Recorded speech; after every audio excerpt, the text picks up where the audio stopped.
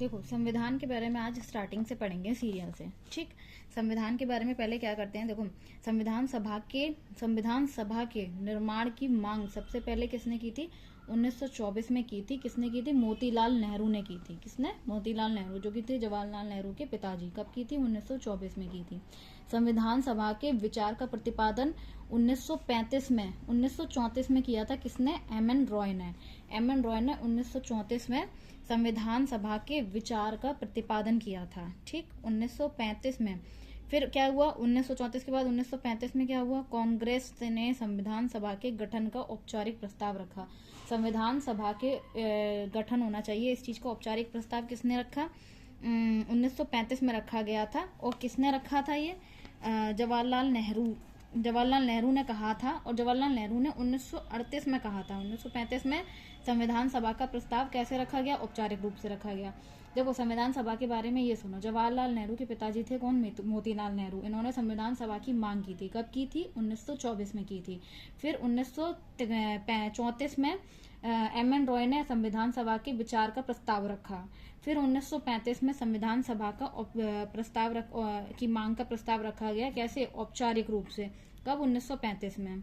फिर जवाहरलाल नेहरू ने 1938 में ये कहा था कि संविधान सभा का चुनाव जो है वो कैसे होगा? वयस्क मताधिकार के अनुसार होगा। कैसे? वयस्क मताधिकार के अनुसार होगा। फिर 1939 से 1945 तक द्वितीय विश्व युद्ध चला। द्वितीय विश्व युद्ध कब से कब तक चला? 1939 से 1945 तक चला। तो उस समय अंग्रेजों को किसकी नीड थी? इंडियंस की नीड थी। तो इंडियन उस समय अपनी बात को मनवाना चाहते थे। ठीक है। फिर इस वजह से 1940 में क्या आया था? अगस्त प्रस्ताव आया था। अगस्त प्रस्ताव आया था। उसके अनुसार क्या था? इसके अनुसार था भारत को आजादी नहीं दे पाएंगे बट डोमिनेंस स्टेट दे देंगे। इसको अगस्त प्रस्ताव 1940 में आया था, जिसको इंडियंस ने क्या करा था? रिजेक्ट कर दिया था। और इस समय का वॉयसराय कौन था भारत का? लिनलिथगो था। फिर 1942 में आया क्रिप्स मिशन। 1942 में क्या आ गया था? क्रिप्स मिशन आया था। और क्रिप्स मिशन का नेतृत्वकर्ता कौन था? स्टेफर्ड क्रिप्स था। कौन था? क्रिप्स मिशन का नेतृत्व करता था स्टेफर्ड क्रिप्स। तो क्रिप्स मिशन की घोषणा की गई थी 11 मार्च 1942 को। इसकी घोषणा की गई थी। 23 मार्च 1942 को ये भारत आया था। और 30 मार्च 1942 को इसे प्रस्तुत किया गया था। इसकी घोषणा कब की गई थी? 11 मार्च 1942 को। फिर इसके बाद में इसका भारत कब आया था? 23 मार्च 1942 को ये भारत आया था। और फिर इसे प्रस्तुत कब किया गया था? 30 मार्च 1942 को इसे प्रस्तुत किया गया था। और 11 अप्रैल 1942 को इसे भारतीयों ने रिजेक्ट कर दिया था, अस्वीकार कर दिया गया था।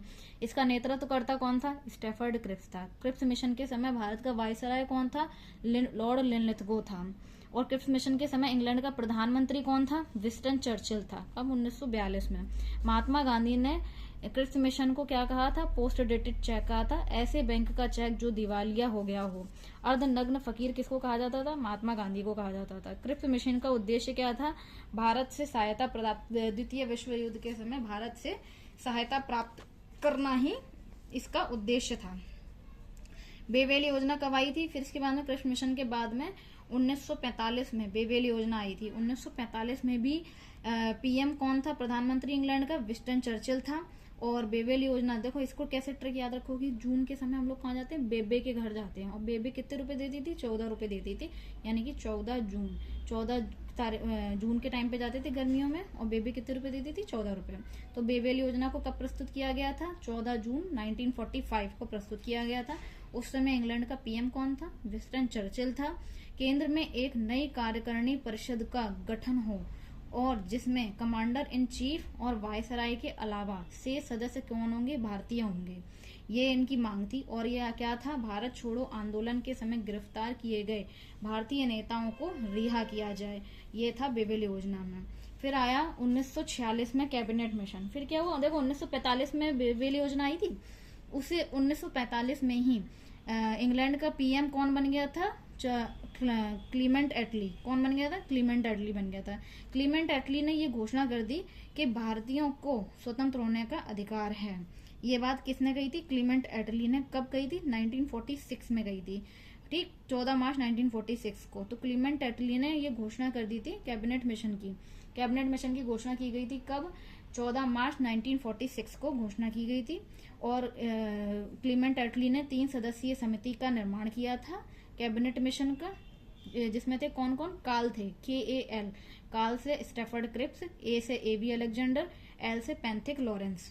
ठीक है, K से स्टेफर्ड क्रिप्स जो थे कौन थे? वो व्यापार बोर्ड का अध्यक्ष था। AB अलेक्जेंडर, देखो अलेक्जेंडर है तो कहाँ होगा? शिप में होगा, तो ये कौन था? नौसेना मंत्री था। और L से क्या हो गया? Pethick Lawrence. Pethick Lawrence, panthers कहाँ मिलते हैं? भारत में मिलते हैं। तो पैंथिक लॉरेंस कौन था? भारत सचिव था। कौन था? भारत सचिव। और स्टेफर्ड क्रिप्स, क्रिस्पी चीजें कौन बेचता है? देखो जो व्यापार करते हैं वो लोग क्रिस्पी चीजें बेचते हैं। तो स्टेफर्ड क्रिप्स कौन था? व्यापार बोर्ड का अध्यक्ष था।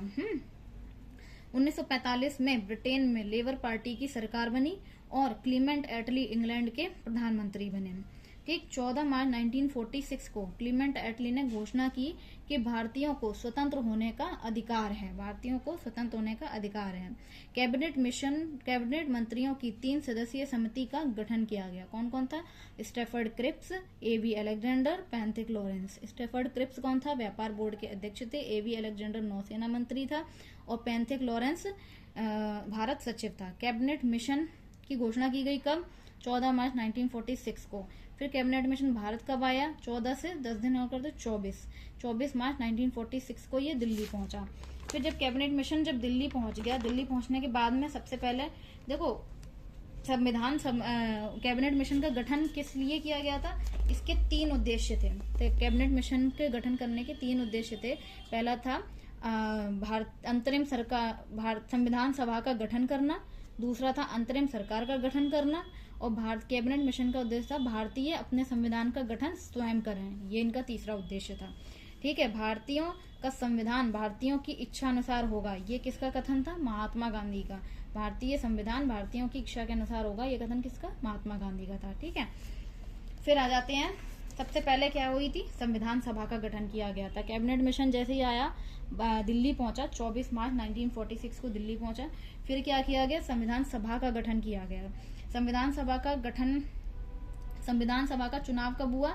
जुलाई 1946 में हुआ था। संविधान सभा का चुनाव कब हुआ? जुलाई 1946 में। वो 24 मार्च 1946 को जब दिल्ली आ गया था कैबिनेट मिशन, उसके बाद में सबसे पहले संविधान सभा का गठन हुआ। क्या हुआ? संविधान सभा का चुनाव जुलाई 1946 में हुआ। और इसमें क्या था? 10 लाख की जनसंख्या पर एक प्रतिनिधि चुना जाएगा। कैबिनेट मिशन योजना के तहत संविधान सभा के कुल सदस्यों की संख्या कितनी हुई? 389 सदस्य हुए, जिसमें से 3 टाइप के बांटे थे। ब्रिटिश भारतीय प्रांत था, देशी रियासतों से सदस्य थे, चीफ कमिश्नरी क्षेत्र से सदस्य थे। ठीक है, ब्रिटिश भारतीय प्रांतों से कितने थे? 292 सदस्य थे। देशी रियासतों से 93 सदस्य थे। चीफ कमिश्नरी क्षेत्र कितने सदस्य थे? 4 सदस्य थे। 292 सदस्य जो थे, इन सदस्यों को निर्वाचित किया गया था और चीफ कमिश्नरी सदस्यों को भी निर्वाचित किया गया था। लेकिन देशी रियासतों के सदस्यों को मनोनीत किया गया था, अर्थात ये बिना चुनाव के इनको चुना गया था। और इनके ब्रिटिश भारतीय प्रांत के और चीफ कमिश्नरी प्रांत के सदस्यों का चुनाव हुआ था, यानी कि निर्वाचित किए गए थे। ठीक, इसमें 208 सदस्य, 292 में से 208 सदस्य भारतीय राष्ट्रीय कांग्रेस के थे और 73 सदस्य मुस्लिम लीग के थे। ठीक है, और 15 अन्य दल के स्वतंत्र उम्मीदवार थे। 15 कैसे थे? अन्य दल के स्वतंत्र उम्मीदवार। और जो 4 सदस्य चीफ कमिश्नरी क्षेत्र के थे वो कहाँ के थे? दिल्ली, अजमेर, कुर्ग, बलूचिस्तान। दिल्ली, अजमेर, कुर्ग और बलूचिस्तान। अजमेर के मेरवाड़। संविधान सभा में महिलाओं की संख्या कितनी थी? 15। ठीक, संविधान सभा में एकमात्र मुस्लिम महिला कौन थी? बेगम अयाज रसूल। ठीक है, संविधान सभा में सर्वाधिक सदस्य कहाँ से, कौन से प्रांत से थे? संयुक्त प्रांत के थे। कितने सदस्य थे? 55 सदस्य थे। और सबसे ज्यादा देशी रियासतों में सबसे ज्यादा कहाँ से सदस्य थे? मैसूर देशी रियासत से थे। कितने? 7 सदस्य थे। कितने? 7 सदस्य थे। ठीक, और कौन सी ऐसी चीफ कमिश्नरी देशी रियासत थी जो इतने संविधान सभा में 3 देशी रियासतों ने भाग नहीं लिया था? जो देशी रियासतें थी उसमें कितनी देशी रियासतों ने भाग नहीं लिया था? 3 देशी रियासतों ने भाग नहीं लिया था। कौन कौन सी थी? हैदराबाद, जूनागढ़, और जम्मू कश्मीर। तो हैदराबाद को ऑपरेशन पोलो के तहत संविधान सभा में मिलाया गया, जूनागढ़ को जा से जूनागढ़, जा से जनमत संग्रह। और देखो हैदराबाद ज्यादा एकदम से इंग्लिश टाइप का है, तो इसलिए यहाँ पे कहा जाएगा ऑपरेशन पोलो के तहत संविधान सभा में मिलाया गया, जा से जूनागढ़, जा से जनमत संग्रह। जूनागढ़ को जनमत संग्रह के आधार पर संविधान सभा में मिलाया गया। जम्मू कश्मीर देखो ज्यादा वैसी चीजें रहती हैं, इसको विलय करने में लोग लगे रहते हैं, लेकिन जम्मू कश्मीर अलग थलग बना रहता है। तो इसी से इसमें हो जाएगा जम्मू कश्मीर विलय को विलय पत्र पर साइन करा कर के संविधान सभा में मिलाया गया। और इन सबको मिलाने का काम किसने किया था? इन सबको मिलाने का काम किया था सरदार वल्लभ भाई पटेल ने। इसीलिए इनको क्या कहा जाता है? भारत का विस्मार्क कहा जाता है। तो भारत का विस्मार्क किसे कहा जाता है? सरदार वल्लभ भाई पटेल को कहा जाता है, क्योंकि इन्होंने सभी देशी रियासतों का एकीकरण किया था, यानी कि सबको संविधान सभा में मिलाने का काम किया था, जिसमें इनकी सहायता किसने की थी? पीबी मेनन ने की थी। पीबी मेनन ने। ऑपरेशन विजय के तहत गोवा के पुर्तगालियों को भगाया गया था। गोवा में जो पुर्तगाली थे उनको कैसे भगाया गया था? ऑपरेशन विजय के तहत भगाया गया था। फिर आ जाते हैं संविधान सभा गठन होने के बाद में, फिर उसके बाद में अंतरिम सरकार का गठन किया गया था। अंतरिम सरकार वो जुलाई में हुआ था। देखो कैबिनेट मिशन आया कब? मार्च में। फिर उसके बाद में संविधान सभा का गठन कब हुआ? जुलाई में। फिर इसके बाद में अंतरिम सरकार का गठन कब किया गया? जुलाई में। 24 अगस्त 1946 को कैबिनेट मिशन के तहत प्रथम अंतरिम सरकार के गठन की घोषणा की गई। अगस्त के बाद में कौन सा महीना लगता है? सितंबर। तो 2 सितंबर 1946 को प्रधानमंत्री जवाहरलाल नेहरू के नेतृत्व में अंतरिम सरकार का गठन किया गया। फिर 26 अक्टूबर 1946 को मुस्लिम लीग भी इसमें शामिल हो गई अंतरिम सरकार में। और मुस्लिम लीग के शामिल होने का उद्देश्य क्या था? पाकिस्तान की मांग करना। अंतरिम मंत्रिमंडल में सदस्यों की संख्या कितने थी? अंतरिम मंत्रिमंडल में सदस्यों की संख्या थी 15। कितनी थी? 15 थी। ठीक। अंतरिम सरकार का गठन होने के बाद में फिर हुई संविधान सभा की पहली बैठक। संविधान सभा की प्रथम बैठक कब हुई? 9 दिसंबर 1946 को हुई। कहाँ पर हुई? नई दिल्ली स्थित कौंसल चैम्बर के पुस्तकालय में हुई थी। कौंसल चैम्बर का नया नाम क्या है? अब केंद्रीय कक्ष नाम है। क्या है? केंद्रीय कक्ष। संविधान सभा की प्रथम बैठक कब हुई? 9 दिसंबर 1946 को हुई। इसमें जो है अध्यक्ष किसको बनाया गया था? अस्थायी अध्यक्ष बनाया गया था डॉक्टर सच्चिदानंद सिन्हा को बनाया गया था। उपाध्यक्ष किसे बनाया गया था? HC मुखर्जी को बनाया गया था। ठीक है। संविधान सभा की पहली बैठक में कुल कितने सदस्यों ने भाग लिया था? 207 सदस्यों ने इस सभा में भाग लिया था, जिसमें से 7 सदस्य कौन थी? महिलाएं थी। मुस्लिम लीग ने इस बैठक में भाग नहीं लिया था। संविधान सभा की प्रथम बैठक में मुस्लिम लीग ने भाग नहीं लिया था। फिर संविधान सभा की दूसरी बैठक हुई 3 दिन बाद, 11 दिसंबर 1946 को हुई थी। फिर इसमें स्थायी अध्यक्ष बना दिया गया था डॉक्टर राजेंद्र प्रसाद को। ठीक।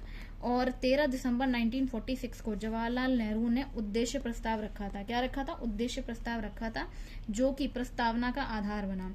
जो उद्देश्य प्रस्ताव रखा था जवाहरलाल नेहरू ने, वही आज के समय में प्रस्तावना है। ठीक है। और ये बाद में जाकर के प्रस्तावना बनी थी, और किसकी सलाह पर बनी थी? BN राव की सलाह पर बनी थी, जो कि संवैधानिक सलाहकार थे। संविधान का पहला दस्तावेज क्या है? उद्देश्य प्रस्ताव ही संविधान का पहला दस्तावेज है।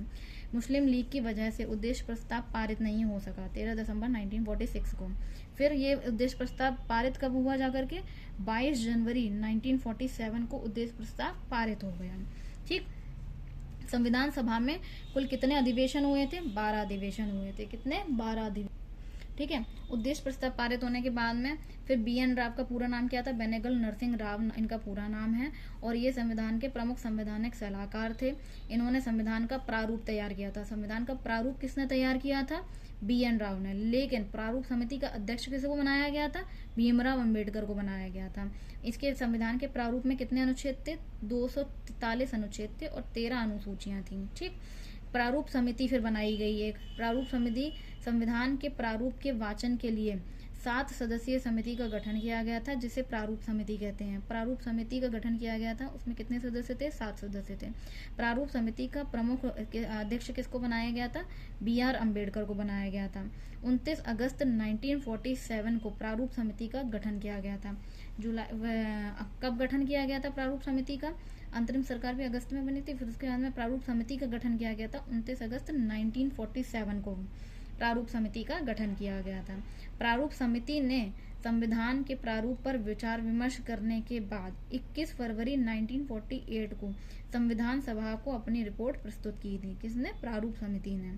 ठीक है, फिर उसके बाद में 26 नवंबर 1949 को 26 नवंबर 1949 हाँ 26 जो संविधान के प्रारूप को दे दिया गया था। ठीक है, प्रारूप प्रस्तुत कर दिया गया था कब? 21 फरवरी 1948 को। फिर उसके बाद में संविधान के 3 वाचन हुए थे। कितने वाचन हुए थे? 3 वाचन हुए थे। 4 नवंबर 1948 से 9 नवंबर 1948 तक।